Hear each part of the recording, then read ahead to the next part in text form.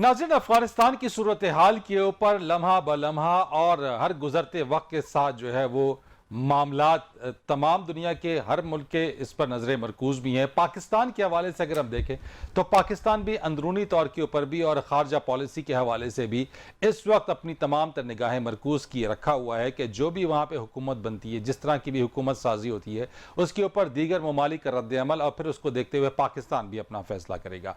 मुख्तलिफ आरा सामने आ रही हैं। इस वक्त मौजूदा सूरत हाल जो है, तालिबान का अफगानिस्तान के ऊपर जो कंट्रोल रहा है, उसके बाद की सूरत हाल, बैनुल-अक़वामी मीडिया, ख़ास तौर के ऊपर अमरीकी सदर जो बाइडन के हवाले से जो बातचीत, जो उनका इंटरव्यू और इनखला के ऊपर जिस तरह की बदनज़मी और अफगान अफवाज की जिस तरह से पसपाई सामने आई, उस पर भी काफ़ी ज़्यादा तनकीद की जा रही है। एक ऐसी सूरत हाल जिसके ऊपर कहा यह जा रहा है कि आइंदा आने वाले दिनों के अंदर जो काउंसिल के जरिए हुकूमत साजी होगी, तालिबान की जानिब से ये वाली बात सामने आई है। लेकिन उसी के साथ साथ हमने ये भी देखा है कि जो अहमद शाह मसूद, उनके साहबजादे अहमद मसूद, उनकी तरफ से ये वाली बात भी कही गई है कि अगर तो कोई काबिल कबूल हुकूमत हुई तो किया जाएगा, उसको कबूल किया जाएगा, वरना नहीं तो मज़ाहमत भी हो सकती है और मज़ाहमत भी की जा सकती है। उन्होंने जो मगरबी ताकतें हैं उनको अपील की है और उनसे ये कहा है कि इस मामले पे वो उनकी सपोर्ट भी करें, गो कि उनके पास असलहा, गोला बारूद सब कुछ मौजूद है। अब ऐसी सूरत हाल के अंदर अगर कोई हुकूमत बनती है और अफगानिस्तान के अंदर अगर ये धड़े बन जाते हैं, तो क्या कहीं ऐसा तो नहीं कि लेट 80s और जो इब्तदाई जो 90 की जो दहाई है, जिस तरह की खाना जंगी रही वहाँ पे, क्या एक बार फिर ये खाना जंगी वहाँ पे हो सकती है? सारी सूरत हाल के ऊपर बात करेंगे, बिलखुसूस खत्ते की सूरत हाल। और फिर आज जो तर्जुमान दफ्तर खारजा की जो प्रेसर हुई है, जिसमें कहा है कि भारत अफगानिस्तान में स्पॉयलर का किरदार अदा कर रहा है और वो कर रहा है जिस तरह की उसकी हमने देखा माजी के अंदर भी कि जिस तरह का किरदार रहा, इंतहाई मनफी किरदार रहा है, इसके ऊपर भी बात करेंगे। मेरे साथ आज बात करने के लिए मौजूद हैं स्टूडियोज़ के अंदर सहाफ़ी हैं, तज्ज़ियाकार हैं राजा फैसल। बहुत शुक्रिया आपका राजा फैसल, आप मेरे साथ स्टूडियोज़ में मौजूद हैं। इसी के साथ साथ मेरे साथ मौजूद हैं सीनियर सहाफ़ी हैं, तज्ज़ियाकार हैं, मैं उनसे बात करूंगा। और इसी के साथ साथ जो है हम बात करेंगे, अयाज वजीर साहब मेरे साथ मौजूद होंगे, साबिक सफारतकार, वो मौजूद हैं, और हाफिज तारिक साहब सीनियर सहाफ़ी तज्ज़ियाकार मेरे साथ होंगे, तो उनसे इस पर बात करेंगे। आप तीनों मेहमानों का बहुत शुक्रिया। अयाज वजीर साहब, मैं सबसे पहले आपसे पूछना चाहता हूं कि इस वक्त जो अफगानिस्तान की सूरत हाल और जो हुकूमत साजी है, उसको आप किस तरह से देख रहे हैं कि किस तरह की हुकूमत तश्कील पाएगी अफगानिस्तान के अंदर? देखिए, अभी तक तो यही लग रहा है कि कोशिश हो रही है कि एक ऐसी हुकूमत हो जिसमें सब शामिल हो, ऑल इंक्लूसिव या ब्रॉड बेस्ड, जो भी उसे कहे, जिसमें पश्तून, हजारा, ताजक, सब एथनिसिटी और फिर के जितने भी हमें समझ आती है वो सब उसमें शामिल हो और उसकी शमूलियत पे वो फिर के राजी हो। ऐसी हुकूमत हो कि सारे अफगान नेशन को वो काबिल कबूल हो। अगर ऐसी हुकूमत ना हो तो फिर अफगानिस्तान के अंदर मुश्किलात शुरू हो जाएंगी, जिसके ये दूरस नताइज होंगे। तो तालिबान कोशिश कर रहे हैं, काबुल में वो लगे हुए, वो जो 3 रुकनी कमेटी है, हामिद करज़ई साहब का, गुलबुद्दीन साहब का और अब्दुल्ला साहब का, उनके साथ भी बातचीत कर ली, लगे हुए कर रहे हैं। और एक डेलीगेशन मेरा ख्याल है यहाँ भी आई, शायद आज चली गई है या जाने वाले होंगे। तो वो उन ज्यादातर वही लोग थे जो पुराने नॉर्दर्न अलायंस के लीडर्स थे या उन लीडरों के बच्चे हैं जो फौत हुए या नहीं है, मुल्क से इधर उधर गए हैं। उसमें अहमद शाह मसूद का भाई भी शामिल है जी। तो जो उसका बेटे का आपने बयान किया, मैंने इसलिए जिक्र किया कि बेटा अगर बयान देता है तो उसका अंकल इस डेलीगेशन में है, वो फैसला मानता है। वो चाहता है कि उस हुकूमत का हिस्सा बने जो ऑल इंक्लूसिव हो। तो उसके लिए बातचीत चल रही है और तालिबान को भी एहसास है कि अगर ऐसी हुकूमत वो दरमियान में न लाए जिनकी हर एक को तवक्को है, तो फिर उनको न सिर्फ अफगानिस्तान के अंदर मुश्किलात का सामना पड़ेगा, बल्कि बाहर ममालिक दुनिया भी उसे तस्लीम करने को आगे नहीं आएगी।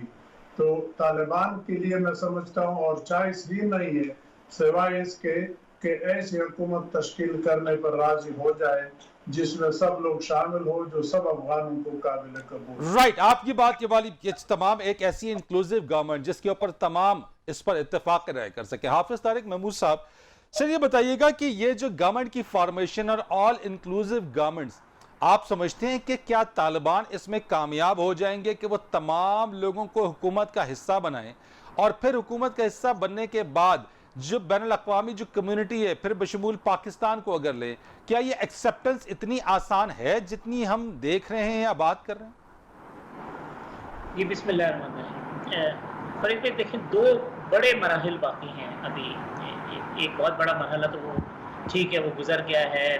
یو ایس فورسز کے بعد اب طالبان وہاں پر ہیں. امارت اسلامی انہوں نے بحال کرنے کا اعلان کر دیا. وہ کہتے ہیں کہ 20 سال سے ہم اسی کے لیے جدوجہد کر رہے تھے. اور اب انکلوسیو گورنمنٹ جس کا ذکر ایاز وزیر صاحب نے کیا ہے، پاکستان بھی کر رہا ہے، خود طالبان بھی کر رہے ہیں. وہ چاہتے ہیں، انہیں اس بات کا احساس ہے کہ ایک ایسی گورنمنٹ ہو جس کے اندر ہر ایک کی ریپریزنٹیشن ہو، جس میں تاجک بھی ہوں، جس میں ازبک بھی ہوں. ایک بہت بڑا سوال یہ ہے کہ کون سے تاجک اور کون سے ازبک. ایک تو یہ ہے کہ بھرتی کے لیے آپ لوگوں کو کہ جی ہمارے ایک سمبولک ریپریزنٹیشن ہے، اور دوسری ہے ٹرو ریپریزنٹیشن، کہ جو اصل میں جو لوگ ان کی نمائندگی کرنے والے لوگ ہیں وہ اس حکومت میں شامل ہوں. اور نہ صرف یہ کہ اس حکومت میں شامل ہوں، بلکہ وہ حکومت آگے چلے بھی.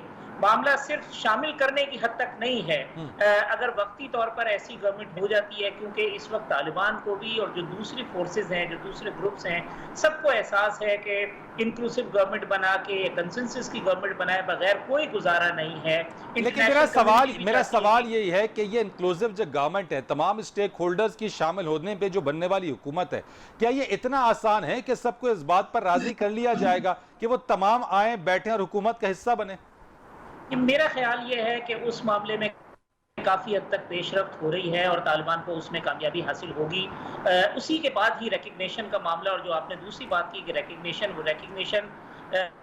یہ ہے کہ 4 ممالک ایسے ہیں جو ایک پیش پہ ہیں، جس میں ایک ایران ہے، رشیا ہے، چائنا ہے اور پاکستان ہے. یہ چاروں ممالک جو ہیں وہ جوائنٹ اسٹریٹجی کے اوپر، تاکہ کوئی ایک ملک جو ہے آئسولیشن میں نہ چلا جائے.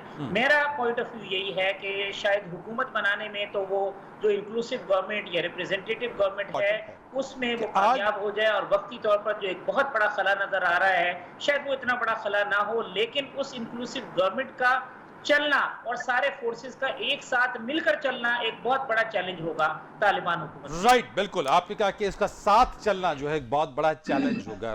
راجہ فیصل صاحب، ایک چیز بڑی امپورٹنٹ ہے کہ آج بھی ترجمان دفتر خارجہ نے کہا کہ بھارت اسپوائلر کا کردار ادا کر رہا ہے، اور جہاں یہ گورنمنٹ فارمیشن ہے، طالبان اس کے اوپر اپنا کام کر رہے ہیں، ایک انکلوزیو گورنمنٹ بنانے کی کوششیں کر رہے ہیں، وہاں دوسری طرف یہ بھی اطلاعات ہیں کہ جو انڈین جو کیبنٹ جو کمیٹی آن سیکیورٹی ہے، اس کا ایک بڑا اہم اجلاس ہوا ہے.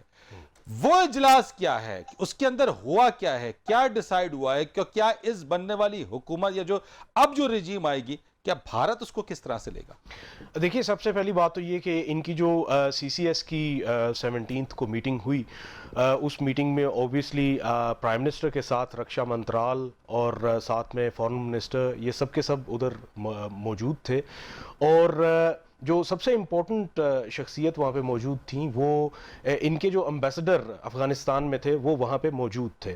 اور یہاں ایک چیز جاننے کی ضرورت ہے کہ اس کا سارا ایجنڈا کیا تھا. اوبیسلی ان کو اپنی اس ساری ایکویشن میں سے اپنے آپ کو نگیٹ ہوتے ہوئے جب نظر آئے تو اس میں وہ اب obviously being a spoiler they are looking at the options, اور ان کو ایک آپشن مل بھی گئی ہے امراللہ صالح کی شکل میں. کہ یہ تو نہیں کہ جس میں امراللہ صالح یہ دعویٰ کرتے پائے گئے ہیں کہ اشرف غنی کے بعد جو ہے وہ پریزیڈنٹ آف افغانستان ہونے چاہیے تھے، ان کو صدر بنانا چاہیے تھا. بالکل، انہوں نے بڑی سمجھداری کے ساتھ اپنے آپ کو ایک نئی نوکری دلوا دی ہے in front of the different clandestine جو ایجنسیز ہوتی ہیں، را کر لیں یا موساد کر لیں یا CIA کر لیں. یہ انہوں نے اپنے آپ کو آفر کیا ہے کہ if you want to spend bit of money I am always their.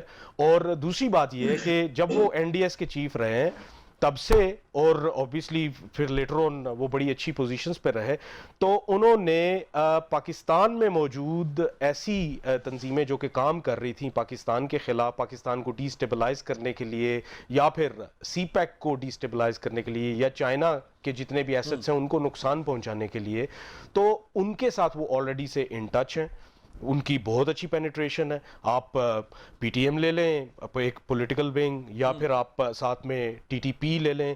اب جبکہ ٹی ٹی اے کی طرف سے بیان آنا کہ وہ ٹی ٹی پی کو اپنے آپ کو وہ اس سے انہوں نے ڈس ایسوسیٹ کیا ہے, تو اس کا مقصد یہ ہے کہ وہ اپنے آپ کو ایسے پیش کر رہے ہیں کہ I would always be there, کسی کو بھی میری ضرورت پڑے تو میں اپنے آپ کو حاضر کروں. لیکن طالبان کے بننے والی جو حکومت ہوگی, جو گورنمنٹ رجیم آئے گی, کیا بھارت اس کو ایکسپٹ کرے گا؟ مجھے نہیں لگتا کہ بھارت ایکسیپٹ کرے گا. اس کی وجہ یہ ہے کہ ایک آپشن جو کہ طالبان کی طرف سے آلریڈی سے ان کو دی گئی کہ آپ کے جو اپ اینڈ رننگ جتنے بھی آپ کے پروجیکٹس تھے وہ آپ واپس آ کے کر سکتے ہیں, لیکن وہ یہ کبھی بھی ایکسیپٹ نہیں کریں گے, کیونکہ اس سی سی ایس میں یہ بھی چیز ڈسکس ہوئی. And obviously in that C C S lieutenant general Rajiv Chaudhary جو کہ ان کے بی آر او کے ہیڈ ہیں, وہ اس میں موجود تھے, اور جتنے بھی وہاں پہ ورکرز گئے ہوئے تھے they were from the Indian army کے ورکرز انہوں نے وہاں پہ بھیجے ہوئے تھے, جن کو کہ C-17 پہ پھر وہاں سے بڑے ارجنٹلی وہاں سے نکالا ہے, اور کافی سارا ابھی وہ ان کا پروسیس ابھی بھی چل رہا ہے. لیکن یہ ہے کہ اتنے بڑے پیمانے پہ ان کا جو بھی سیٹ اپ وہاں پہ چل رہا تھا, تو میرے خیال میں یہ کسی بھی طریقے سے اپنی اتنی بڑی جو انویسٹمنٹ ہے پاکستان کے خلاف, پاکستان کے ویسٹرن بارڈر کو ڈی اسٹیبلائز کرنے کے لیے جو انہوں نے کر رکھی ہے, اگر ان کو کوئی اور آپشن نظر آتی ہے امراللہ صالح کی شکل میں, تو میرا نہیں خیال کہ یہ پیچھے ہٹیں گے. یہ کچھ اور پیسے لگا کے تو پاکستان کو بزی رکھیں گے. رائٹ, ایک کمشنر بریک لینی ہے, اس چیز کے اوپر مزید بات کریں گے ایز اے سپوائلر کے طور پہ کہ بھارت کا جو کردار رہا ہے اس پر مزید بات کرتے ہیں کمشنر بریک کے بعد.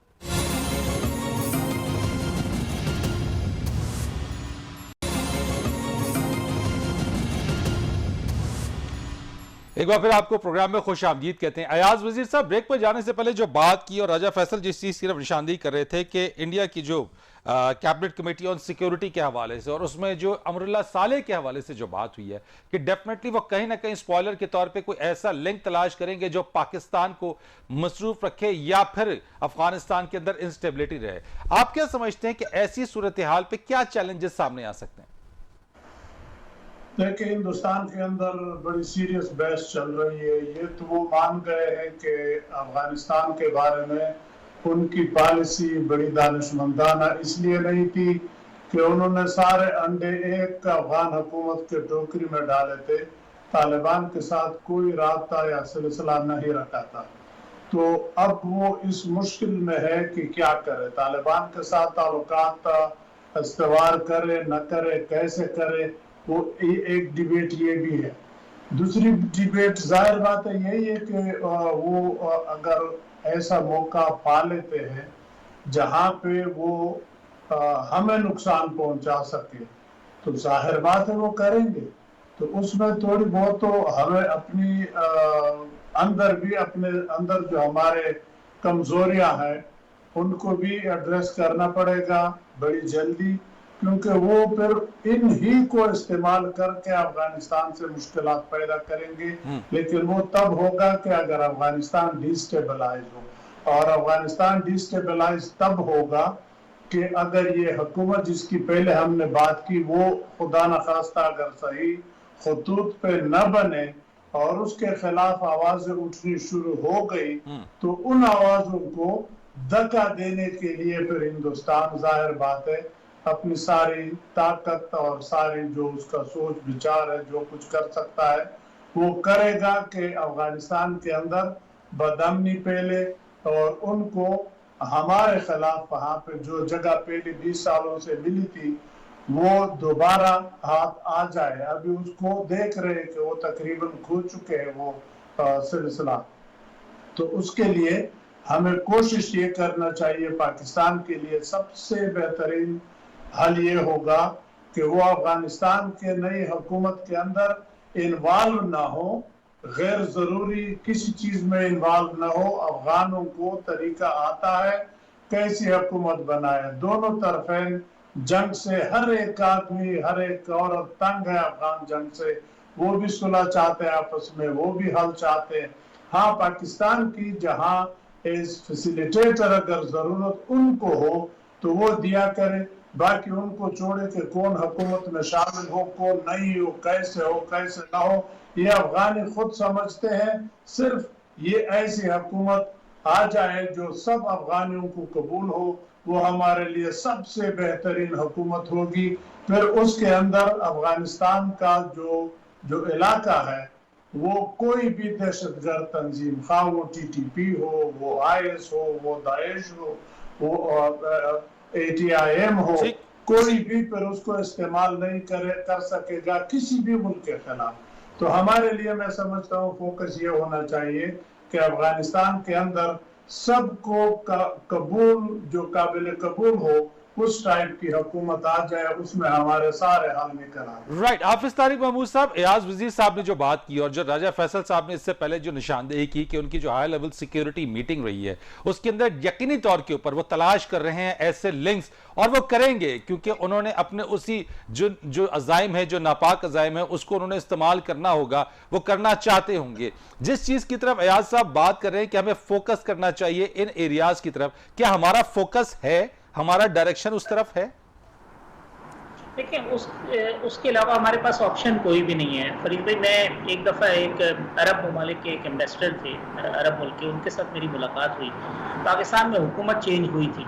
मैंने उनसे उस हुकूमत के हवाले से कोई बात की तो उनका जवाब ये था कि हम पाकिस्तानी हुकूमत के साथ हैं, चाहे कोई भी आ जाए। तो पाकिस्तान को भी अफगान हुकूमत के साथ होना चाहिए, अब चाहे वो जिसकी भी हुकूमत बने, जो भी उनकी, वो आपस में फैसला करें। हमारा थोड़ा सा प्रॉब्लम ये है कि हम बाज़ चीज़ों के ऊपर बहुत जल्दी शोर मचाते हैं, स्टेटमेंट्स देते हैं, बयानात देते हैं, ऐसे आदमी बयान देते हैं जिसका कोई ताल्लुक नहीं होता, जिसको शायद चीज़ों की अलिफ बे की खबर भी नहीं होती। मैं आपको इंतहाई जिम्मेदारी से बताता हूँ कि इस बार जो है वो हमारे इस्टेब्लिशमेंट की तरफ से और इदारों की जानिब से बाकायदा प्राइम मिनिस्टर इमरान खान साहब से कहा गया है कि ऐसे वज़रा जिनका कोई ताल्लुक नहीं है इस मैटर से, उनको रोका जाए कि वो अफगानिस्तान के इशू के ऊपर बयानबाजी ना करें। तो हमें बहुत सारे लोगों को पता नहीं होता, फिर उसके नतीजे में खराबी होती है। हम बहुत थोड़ा सा काम करते हैं और उसके अपने मासिस के अंदर और दुनिया में उसका क्रेडिट लेने के लिए कुछ चीज़ों के ऊपर शोर मचा देते हैं। अब हालात का तकाजा ये है कि हम दानिशमंदी के साथ, बुर्दबारी के साथ जो है वो स्लोली चलें। अफगानिस्तान हुकूमत जिसकी भी बने उसको सपोर्ट करें, उनकी सहूलतकारी ज़रूर करें, लेकिन उनके मामलात में मुदाखलत ना करें। जहाँ तक भारत का ताल्लुक है या कुछ और इंटरनेशनल फोर्सेस का ताल्लुक है, देखिए कुछ ममालिक ऐसे हैं जिन्हें अफगानिस्तान में अमन सूट नहीं करता और कुछ ममालिक ऐसे हैं जिनके लिए अफगानिस्तान का अमन नागुज़ीर है।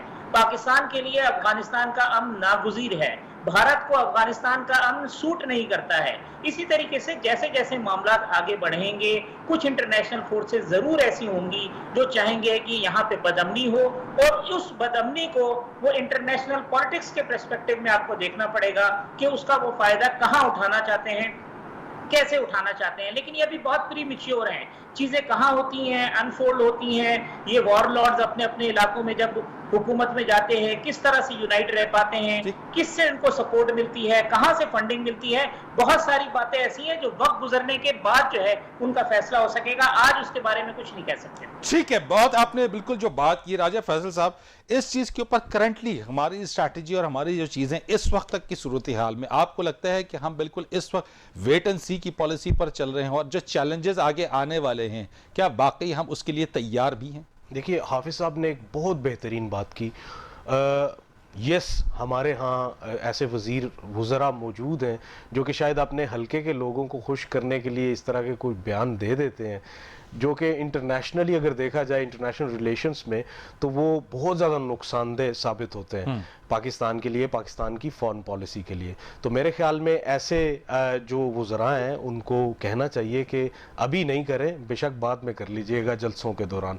तो पाकिस्तान की पॉलिसी इस वक्त बहुत अच्छी जा रही है, जिसमें कि पाकिस्तान का ये कहना कि हम एक इंक्लूसिव गवर्नमेंट के हक में जो कि अफ़गानिस्तान में बने, क्योंकि پاکستان اس وقت صرف اور صرف افغانستان کا امن نہیں دیکھ رہا. پاکستان یہ چاہتا ہے کہ افغانستان میں جب امن آ جائے تو کسی طریقے سے سی پیک کے ساتھ ان کو بھی نتھی کیا جائے اور سی پیک سے ان کو بھی فائدہ ہو اور پاکستان کو بھی فائدہ ہو, اور پھر پاکستان کے وہ جو پرانے روٹس ہیں ٹو سینٹرل ایشین ریپبلکس ان کو بحال کیا جائے اور پاکستان کی ٹریڈ بڑھے. پھر چائنا بھی یہ چاہتا ہے, پھر رشیا بھی یہ چاہتا ہے, اینڈ ایران بھی یہی چاہتا ہے. تو میرے خیال میں اب جو وقت ہے اور جو گورنمنٹ کر رہی ہے وہ یہی کرنے کا وقت ہے کہ ہم نہ صرف یہ کہ گورنمنٹ کو سٹیبلائز کیا جائے, افغانستان میں ایک سٹیبل گورنمنٹ آئے, بلکہ ان کی اکانومی بھی بہتر ہو, کیونکہ اگر ان کی اکانومی اپنی بہتر ہوگی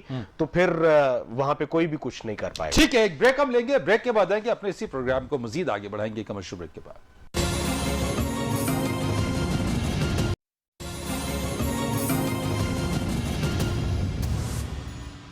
ایک بار پھر آپ کو پروگرام میں خوش آمدید کہیں گے. ایاز وزیر صاحب, اس وقت جو اس ساری صورتحال کے اندر امریکہ پر بھی جو تنقید ہو رہی ہے, اور جس طریقے سے امریکہ میں بھی ایک سابق صدر موجودہ صدر کے اوپر وہ بھی تنقید کرتے نظر آتے ہیں. جو بائیڈن کہتے ہیں کہ جو کچھ بھی انہوں نے کیا وہ کسی بھی 5ویں صدر کو اس پر منتقل نہیں کرنا چاہتے تھے اس چیز کو, اور انہوں نے ونس فار آل اس معاملے کو تمام کیا. آپ کیا سمجھتے ہیں کہ امریکہ کا کردار کیا رہے گا اور کس حد تک رہے گا جب ایک نئی حکومت بن جائے گی افغانستان میں؟ دیکھیے, امریکہ کا کردار تو خاصا مشکوک سا لگتا ہے. وہ اس لیے کہ دیکھیں, امریکہ افغانستان میں تھا فل طاقت کے ساتھ. جب نیٹو کے فوجی اور امریکہ کے ملا کے شاید 1.5 لاکھ کی فوجی طاقت وہاں پہ تھی. اس وقت طالبان اتنے طاقتور نہیں تھے. اس وقت طالبان چاہتے تھے کہ امریکہ سے بات کر لے. امریکہ سرکار غرور میں, اپنے تکبر میں طالبان کے ساتھ بات تو کیا, ان کا نام سننا نہیں چاہتے تھے. اب آ کے انہی کے ساتھ بات شروع کر لی, معاہدے کر لیے, لیکن جس انداز سے وہ نکلے اس سے صاف ظاہر ہوتا ہے کہ وہ افغانستان میں امن قائم کرنا نہیں چاہتے. ورنہ جب ان کی طاقت تھی اور طالبان منتیں کر رہے تھے بات چیت کا, اس وقت بات کر لیتے, کوئی شاید راستہ نکل آتا.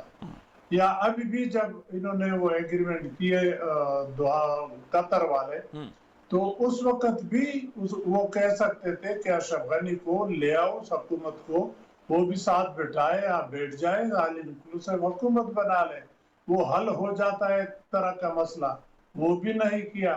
اپنے فوجی نکالنے کا اس کے پیچھے پڑا تھا, اور وہ بھی اس بے ترتیبی سے, اس بے ہنگم طریقے سے کہ وہ ایئرپورٹ پہ جہاز کے ساتھ جو لوگ لٹکتے جا رہے, ہوا سے گر رہے, وہ ساری دنیا نے دیکھ لیے. اور اس سے امریکہ کا جو حشر بنا, امریکن سرکار کی جو ہتک ہوئی, امریکہ کی جو ایک دہشت تھی دنیا میں, وہ خاصی خراب ہو گئی. امریکہ سول سپر والا امیج کھو بیٹا ہے.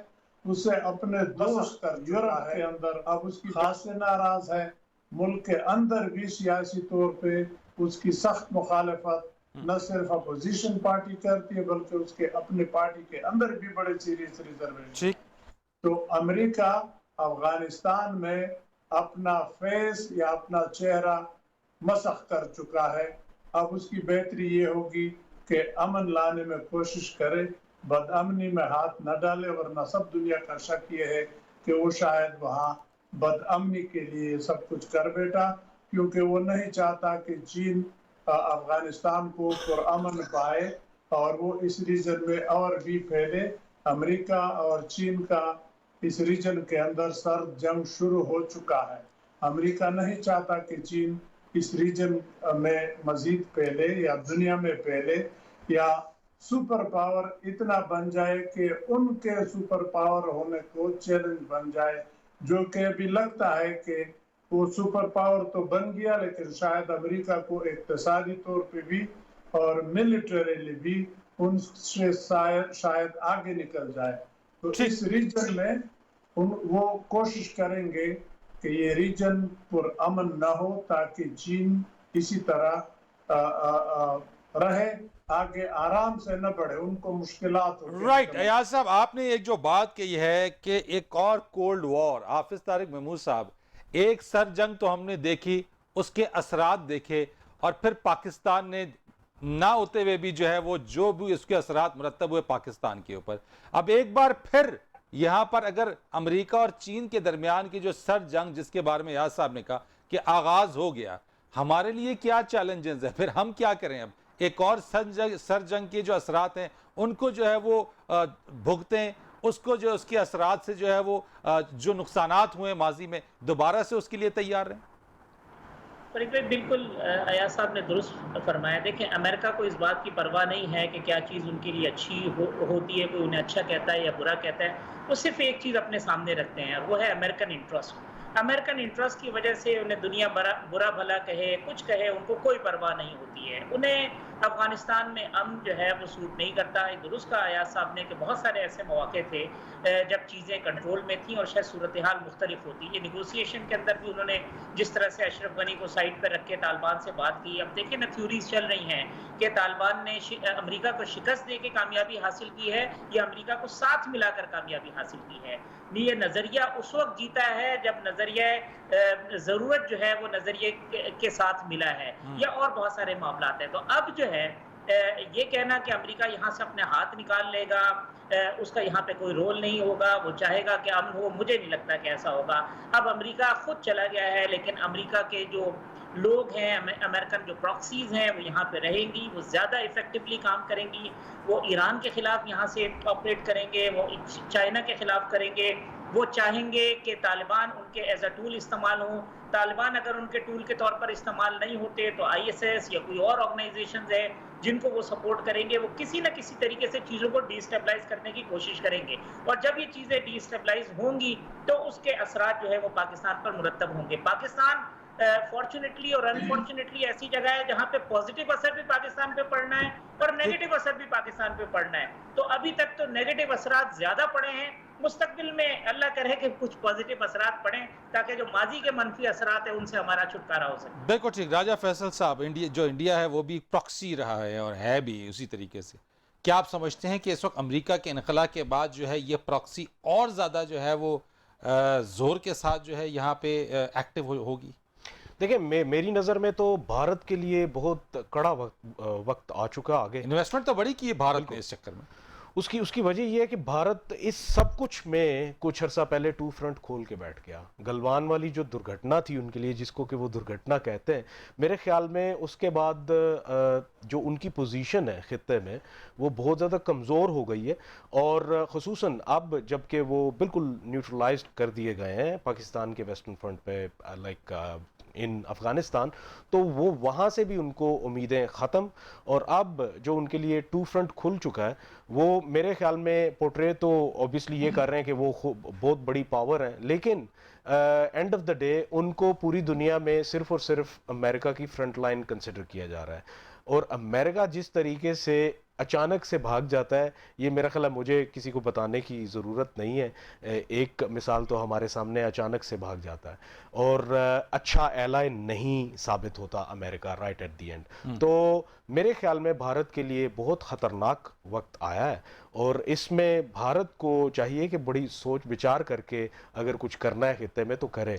और इनके जो पेंडिंग कॉन्फ्लिक्ट्स हैं ख़ुसूसन विद पाकिस्तान एंड जो ये दलाई लामा को लेके फिरते रहते हैं तिब्बत के मामलात को, तो मेरे ख्याल में ये इनको सब के सब हल करने चाहिए, otherwise they will be doomed. लेकिन जिस तरह से हाफिज तारिक महमूद साहब ने कहा कि प्रॉक्सीज जो है और ज़्यादा एक्टिव हो जाएंगे उस चीज़ के अंदर, क्योंकि अमेरिका के निकल जाने के बाद, और जिस तरीके से आज वजीर साहब ने कहा कि रीजन के अंदर एक और कोल्ड वॉर, तो ये तो बड़ा मामला खराब। बिल्कुल। और देखें, अगर अफगानिस्तान में भारत ने कुछ इस तरह करने की कोशिश की तो एंड ऑफ द डे वो वाहन कॉरिडोर को इस्तेमाल करके हो सकता है कि ईगर मुस्लिम्स के हाँ ये कुछ ऐसा स्टेज करने की कोशिश करें जिसमें कि आइसिस खुरासान को, हाफिज साहब ने जिक्र किया, आइसिस खुरासान को भी यूज़ किया जा सकता है उस तरफ चाइना में, वेस्टर्न चाइना में अगर वो इस्तेमाल करते हैं और चाइना के लिए कुछ प्रॉब्लम्स क्रिएट करते हैं ہیں تو پھر چائنا مقابلے میں ان کے وہ پھر سیون سسٹرز کو بھی دیکھے گا اور چکنز نیک بھی دیکھے گا، اور جو وہ سارے کا سارا ایریا بنتا ہے تو وہ وہاں پہ پکڑے گا پھر چائنا اگر کوئی انڈیا انویسٹ کرنے کی کوشش کرے گا تو اس وقت میرے خیال میں جو سب سے بڑا انویسٹر ہو سکتا ہے جس کے پاس کے کھلا پیسہ انویسٹ کرنے کے لیے وہ تو چائنا ہے. وہ چائنا پھر کھل کے انویسٹ کرے گا، پھر دیکھتے ہیں کہ کون جیتتا ہے اور کون ہارتا ہے. بہت شکریہ آپ کا Raja Faisal for being with me, بہت شکریہ آپ کا ایاز وزیر صاحب، حافظ طارق محمود صاحب، آپ کا بہت شکریہ. پروگرام کا وقت ختم ہوا. فرید ریز کو اجازت دیجیے گا. اللہ حافظ.